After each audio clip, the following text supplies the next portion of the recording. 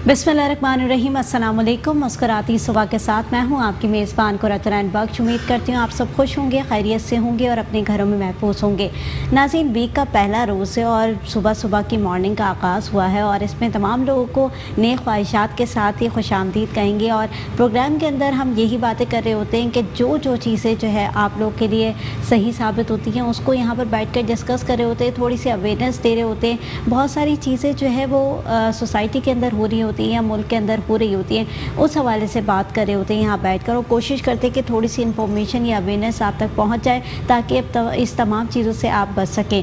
और जैसे कि आप देख रहे हैं कि ड्यूरेशन ऑफ टाइम के हिसाब से जैसे कि सीजनल वेदर शुरू हो रहा है और विंटर का आगाज़ हो रहा है, ऐसे में बहुत सारी चीज़ें जो हैं वो ख़राब होती जा रही है। यानी नज़ला, ज़ुकाम, खांसी, बुखार, ये कॉमनली फ्लू जो वायरस आपके साथ जो है वो लग चुका है, वो कॉमनली होता जा रहा है और लोग जो है बड़ी परेशान हुए हुए इससे। और इसी सिलसिले के अंदर जो है वो अब ओमिक्रॉन का जो एक नया वेरिएंट है कोरोना का, वो दाखिल हो चुका है पाकिस्तान के अंदर। जैसे कि गुज़िश्ता दिनों आपने सुना होगा कि ओमिक्रॉन का केस जो है वो पाकिस्तान के एक निजी हॉस्पिटल के अंदर जो है वो रिपोर्ट हुआ है। वो खातून जो है वो कोरोना पॉजिटिव थी और उनका अंदर जो वेरिएंट पाया गया है वो ओमिक्रॉन का पाया गया है। जैसे कि हमने पहले भी इस पर सेगमेंट किया था और बात की थी ओमिक्रॉन के वेरिएंट है क्या और इसके सिम्टम्स क्या हो सकते हैं और किस तरीके से इससे बचा जा सकता है। और अब बात की शरह अब तक जो है वो सामने नहीं आई है ओमिक्रॉन की, लेकिन इसके क्या फैक्टर्स हो सकते हैं, इन तमाम चीज़ों के ऊपर हम बात करेंगे आज भी और आपको थोड़ी सी अवेयरनेस देने की कोशिश करेंगे कि ओमिक्रॉन से किस तरीके से आप बच सकते हैं और किस तरह से फ़ाइट कर सकते हैं। क्योंकि कोविड-19 जो हमारे ऊपर गुजरा है उसमें हमने काफ़ी हद तक जो है वो काबू पाया और हुकूमत सिंध का और हमारी जो दीगर हुकूमत हैं उनका बड़ा जो है हाथ है इसके अंदर, रोल है उनका कि उन्होंने बड़ी जो है पोटेंशियल के साथ तमाम चीज़ों को अप्रूव किया। तो उसी तमाम चीज़ों के ऊपर बात करेंगे कि किस तरीके से अब ओमिक्रॉन को जो है वो कंट्रोल किया जा सकता है। मेरे साथ जो आज प्रोग्राम के अंदर गेस्ट मौजूद हैं वो हैं डॉक्टर कैसर सज्जाद, जो कि सेक्रेटरी जनरल हैं PMA के। आपको वेलकम करूँगी प्रोग्राम के अंदर। डॉक्टर कैसर सज्जाद, कैसे हैं आप? जी बहुत शुक्रिया आपका, मैं बिल्कुल ठीक हूँ। डॉक्टर कैसर सज्जाद, बात करेंगे ओमिक्रॉन के ऊपर। जिस तरीके से आपने पहले भी मुझे जो है वो ज्वाइन किया था और उस पर हमने बात की थी कि ओमिक्रॉन जो वेरिएंट है पाकिस्तान के अंदर अब एक रिपोर्ट जो है वो केस रिपोर्ट हो चुका है, तो उस पर क्या कहेंगे कि पाकिस्तान कितने ज़्यादा जो है वो तेज़ी से इस वेरिएंट की लपेट में आ सकता है? बिस्मिल्लाहिर्रहमानिर्रहीम, बहुत शुक्रिया आपका। देखिए, मैं समझता हूँ कि ओमिक्रॉन जो है अब तक ये कहा जा रहा है कि बहुत तेजी से फैलने वाला ये वेरिएंट है as compare to delta variant, जिसने बहुत तबाही मचाई थी। और अभी तक मैं समझता हूँ कि डेल्टा वेरिएंट के वाकयात अभी भी मौजूद हैं और ये दोबारा भी आ सकते हैं। लेकिन जो ओमिक्रॉन है, ये कहा जा रहा है, जब पहले ये ब्रेक हुआ था साउथ अफ्रीका से, और मेरी उनसे जिन्होंने ये डॉक्टर साहिबा ने ब्रेक किया था, एंजेली कुर्जी नाम है उनका, डॉक्टर साहिबा की, वो जनरल प्रैक्टिशनर है, फैमिली फिजिशियन है, 33 साल से वहाँ काम करती हैं और साउथ अफ्रीकन मेडिकल एसोसिएशन की चेयरपर्सन भी है। तो उनका कहना, और उसके बाद ये जब उन्होंने ये बताया कि ये वेरिएंट आया है, डिटेक्ट हुआ है, जिसमें कि बहुत माइल्ड से सिम्टम है और एक सिम्टम ऐसा है जिसमें कि वो हार्ट रेट उनका मरीज का बढ़ जाता है और वो मरीज सिर्फ और सिर्फ थकावट की शिकायत करके क्लिनिक में आता है। तो ये एक परेशान कुन वाली वो है, सिम्टम है कि जब किसी का हार्ट ज्यादा पंप करता है तो वो बाद में रुक भी जाता है। लेकिन दुनिया में अब तकरीबन ये 1 महीने से ज्यादा हो गया है इस वेरिएंट को आए हुए, और मैं जितनी भी मीटिंग्स अटेंड करता हूँ इंटरनेशनल लेवल पे, उसमें हम ये देखते हैं कि ये कोई भी पेशेंट, मेरी बात भी होती है, दुनिया में हर ममालिक के रिप्रेजेंटेटिव होते हैं, तो मैं सबसे पूछता हूँ कि क्या आपके ये मरीज जो है वो ICU में एडमिट होता है? तो पता चलता है कि जी ओमिक्रॉन का कोई भी पेशेंट अभी तक ICU में एडमिट नहीं हुआ है। तो जो कि मैं समझता हूँ कि बहुत अच्छी बात है। और मैंने ये भी देखा कि ये इतनी तेजी से तो फैलने वाला मुझे नहीं लग रहा है। गो के UK के अंदर और दूसरे ममालिक में ये कह रहे हैं कि बहुत तेजी से, खासकर साउथ अफ्रीका में बहुत तेजी से मरीज इसके आ रहे हैं ओमिक्रॉन वेरिएंट के। लेकिन मैं समझता हूँ कि ये इतना ज्यादा सीरियस इशू नहीं बन रहा है अब तक।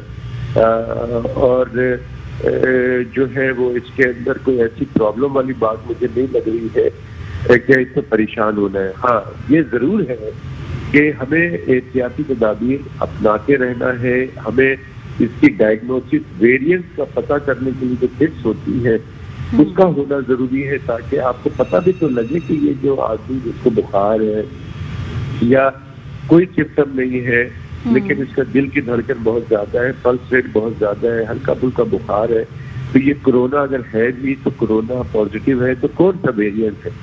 इस तमाम चीजों की हमारे पास सहूलियात मुहैया होनी चाहिए। जैसे कि अभी हमने सुना कि कराची से 2 केसेस जो है वो रिपोर्ट हुए और उनके रिश्तेदारों में भी थे। जब ट्रैकिंग की तो उनको भी पता चला कि उनको भी है, फैमिली मेंबर्स के अंदर जी, लेकिन उनको कंफर्म नहीं किया गया। अभी हुकूमत पाकिस्तान ने अभी इनको कंफर्म नहीं किया है और 2 हफ्ते उन्होंने मांगे हैं कि इसको कंफर्म करने के लिए उनको 2 हफ्ते चाहिए जिससे ये कंफर्म होगा। तो लेकिन मेरा पॉइंट सिर्फ ये है कि तमाम लोगों को चाहिए कि कोरोना वायरस से बचने के जो 2 चीजें बताई जाती हैं तो उसको जरूर जो है फॉलो करें, ताकि आप ओमी वेरिएंट के अलावा किसी भी वेरिएंट से भी आप बच सकते हैं। मेरा ख्याल है कि इस वक्त जो सूरत हाल है वो बहुत ज्यादा खराब है, तो लोगों को 2 चीजें करनी चाहिए। नंबर 1 के SOPs जो बार बार बताई जा रही है उस पर अमल दरामद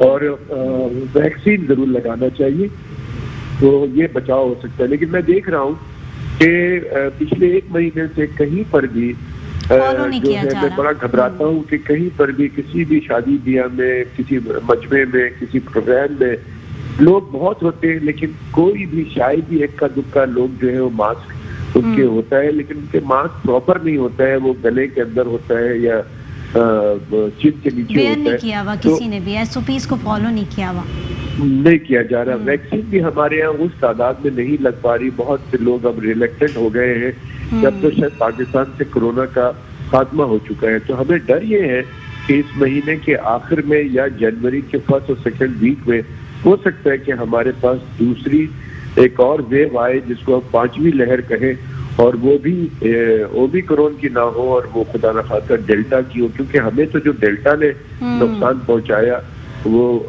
यकीनन जो वुहान का जो वेरिएंट आया था सबसे पहले उसने भी बहुत नुकसान पहुंचाया। तो उस वक्त नुकसान इसलिए पहुंचाया कि लोगों को पता भी नहीं था, डॉक्टरों को भी नहीं पता था पहला जो, लेकिन अब तो बहुत सारी चीजें मालूमात हो गई है। तो हमें चाहिए कि हम कहते भी रहते हैं कि prevention is better than cure. तो आप अगर एहतियात करते हैं, और मैं बार बार कहता हूँ कि अगर आप चाहते हैं कि इसी तरह से बाजार खुले रहे, इसी तरह से आपके तालीमी इदारे खुले रहे, इसी तरह से शादी हॉल, रेस्टोरेंट, ये तमाम चीजें नॉर्मल जो आजकल है इसी तरह से माहौल रहे, तो आपको चाहिए कि अपने बाजारों में, अपने रेस्टोरेंट में SOP से सख्ती से अमल कराएं। और आप चेक करें, जो लोग वहाँ पे जिम्मेदार है वो चेक करें कि जो आपके दुकान पे आ रहा है, जो आपके रेस्टोरेंट पे आ रहा है, जो आपके शादी हॉल में आ रहा है, उसने वैक्सीन लगाई है कि नहीं लगाई है। और इससे ज्यादा जरूरी चीज जो है मैं समझता हूँ कि जिम्मेदारी हुकूमत की पे आयद होती है कि हुकूमत को चाहिए कि SOP पे सख्ती से अमल कराएं और वैक्सीन के हवाले से एक बहुत ही इफेक्टिव पॉलिसी बनाएं और उससे अमल दरामद कराएं कि जो लोग वैक्सीन नहीं लगा रहे हैं तो उनका सिम बंद किया जाए या उनके फेसबुक बंद किया जाए, उनके जो सोशल मीडिया जो चीजें हैं उनको वो ब्लॉक कर दिया जाए, या जो लोग SOP पे अमल दरामद नहीं कर रहे हैं उन पर कुछ फाइन किया जाए, तो भी हम इस बीमारी को जल्दी से छुटकारा हासिल कर सकेंगे इस बीमारी से। अदरवाइज हम इसी तरह से परेशान होते रहेंगे और अल्लाह ना करे अगर जो मैं कह रहा हूँ कि जनवरी के 1st 2nd वीक में या दिसंबर के एंड में अगर केसेस बहुत ज्यादा बढ़ जाते हैं और लोग अस्पताल पे बर्डन बैठ जाता है, अस्पताल में जगह नहीं मिल रही है, तो फिर इसका शॉर्ट यही होगा कि इसका नतीजा यही होगा कि हुकूमत जो है लॉकडाउन लगाएगी और फिर लोगों को बुरा लगेगा। हालात की तरफ आ सकते हैं। जी बिल्कुल, हम जा सकते हैं और फिर जाहिर है लोगों को फिर बुरा लगता है कि जाहिर है चीजें बंद हो जाती है, फिर लोग घर में बैठ जाते हैं, तो बहुत ज्यादा लोगों में एक चिड़चिड़ापन आ जाता है, बहुत ज्यादा परेशानी। तो इन तमाम चीजों से बचने के लिए जरूरी है कि हम फौरी तौर पे वैक्सीनेट कराएं, अपने को भी, अपने घर वालों को भी। आपके घर में कोई भी ड्राइवर हो, माती हो, चौकीदार हो, जो भी है, सबको आपने वैक्सीनेट कराना है। और साथ ही एसओपीज पे अमल करना है। और एसओपीज कोई लंबा चौड़ा नहीं है, आप जहां भी कहीं जाते हैं 2-3 लोग हैं तो मास्क जरूर नाक तक रख लें और हाथ ना मिलाएं, गले ना मिले, जो आजकल बहुत फ्रीली लोग कर रहे हैं। तो ये चीजें बहुत खतरनाक है, मैं समझता हूँ कि नहीं करें। ठीक है, ये बिल्कुल आपने सही बात की डॉक्टर कैसा कि हमारी ज़िम्मेदारी है और जिस तरीके से सारे वर्कर्स हमारे घर में काम कर रहे होते हैं या इर्द गिर्द के लोग का जो हम लोग से मिलते जुलते हैं, उन लोग की ये ज़िम्मेदारी बनती है कि वैक्सीन ज़रूर लगवाएं। और वैक्सीन बड़ी इंपॉर्टेंट है इस वक्त, क्योंकि जिस तरह के हालात चल रहे हैं वो सब चीज़ें आप लोग के सामने हैं और हालात को मद्देनज़र रखते हुए तमाम फैसले करने होते हैं। और जिस तरह की सिचुएशन अब गुजर रही है और वायरस पे वायरस आ रहा है और वेरिएंट पे वेरिएंट तब्दील हो रहा है, ऐसे सिचुएशन के अंदर आपने वैक्सीन ज़रूर लगवानी है। और अगर आप वैक्सीन लगवाएंगे तो फिर आप भी साथ महफूज रहेंगे और इर्द गिर्द के लोग भी महफूज रहेंगे। बहुत शुक्रिया डॉक्टर कैसर कि जिस तरीके से हमने तमाम डिटेल्स के ऊपर बात की ओमिक्रॉन से रिलेटेड। इससे पहले भी जो है उन्होंने ओमिक्रॉन के ऊपर काफ़ी डिटेल में बात की थी। नाज़रीन, एक छोटी सी ब्रेक की तरफ जाऊँगी, ब्रेक से वापस आऊँगी, देखते रहिए मुस्कुराती सुबह। वेलकम बैक नाज़रीन, मुस्कुराती सुबह में एक बार फिर खुशामदीद। नाज़रीन, ब्रेक पर जाने से पहले बात कर रहे थे ओमिक्रॉन के हवाले से और जिस तरह का वेरिएंट ये आ चुका है पाकिस्तान के अंदर। अभी तक तो सिर्फ 2-3 केसेस रिपोर्ट हुए हैं और कहते हैं कि अभी उसकी आइडेंटिफिकेशन भी नहीं हो पाई है प्रॉपर तरीके से। जब आइडेंटिफाई कर लेंगे तो पता चलेगा कि बेसिकली ये वेरिएंट है कैसा और किस नोयत का वेरिएंट है और किस तरह की तबाही मचा सकता है। और अब तक तो अल्लाह का शुक्र है काफ़ी करम है पाकिस्तान के ऊपर और जिस तरीके की कोविड-19 के केसेस थे वो भी काफ़ी हद तक कंट्रोल होते हुए हमने देखे हैं। और आगे भी हम यही उम्मीद करते हैं कि जिस तरह के इंतज़ामात हमारे मुल्क के अंदर किए जा रहे हैं उसकी निस्बत जो है वो हमें ज़्यादा नुकसान ना उठाना पड़े। तो मुझे ज्वाइन किया है डॉक्टर अतिया ने, जो कि कंसल्टेंट फिजिशियन और अमेरिकन ट्रेन भी हैं। आपको वेलकम करूँगी प्रोग्राम के अंदर। डॉक्टर अतिया, कैसी हैं आप? मैं ठीक हूँ, आप सुनाएं।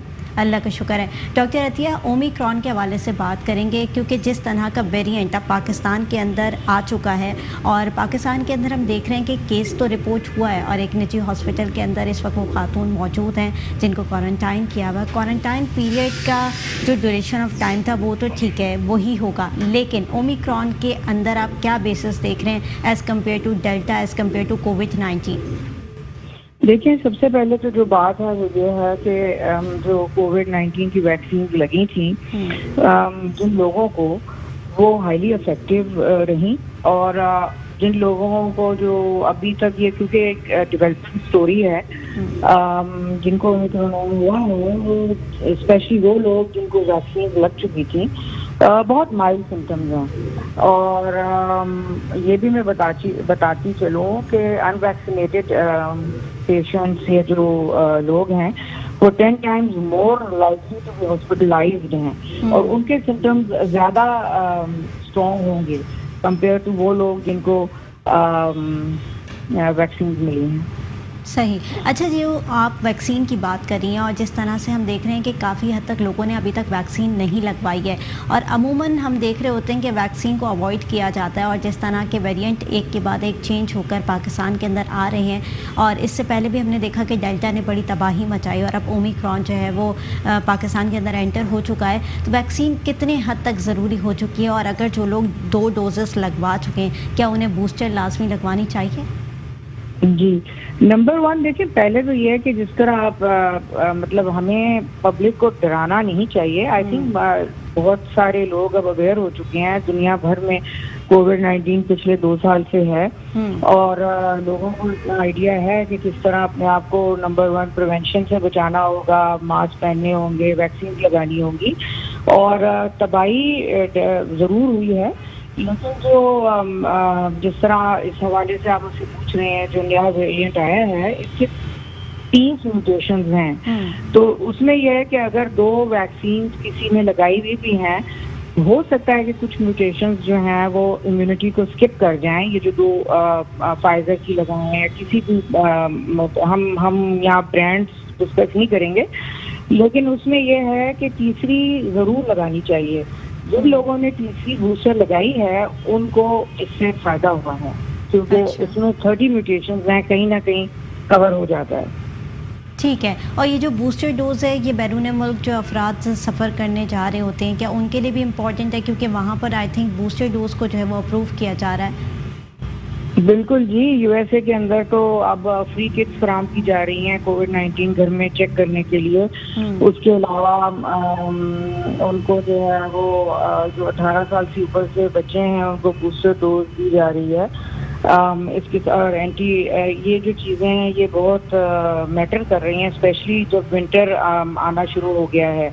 और ट्रैवल से पहले मैं हर ट्रैवलर को एडवाइस करूँगी कि अगर उनके बूस्टर डोज उन्होंने नहीं लगाई तो ज़रूर लगवा लें। एंड आई हैव मुझे जो इंफॉर्मेशन मिली है तो आई हैव बीन टोल्ड कि पाकिस्तान में फाइजर भी मौजूद है और मॉडर्ना भी मौजूद है, दोनों हैं, तो ज़रूर लगवानी चाहिए, उसमें कोई मुज़ायका नहीं है। नहीं बिल्कुल, अब तो 50 साल से उम्र के जो अफराद ज़ायद हैं उनको तो जो है बूस्टर डोज लगाई जा रही है और हुकूमत पाकिस्तान की जानिब से लगाई जा रही है और कहते हैं ना सूबा सिंध में भी लगाई जा रही है।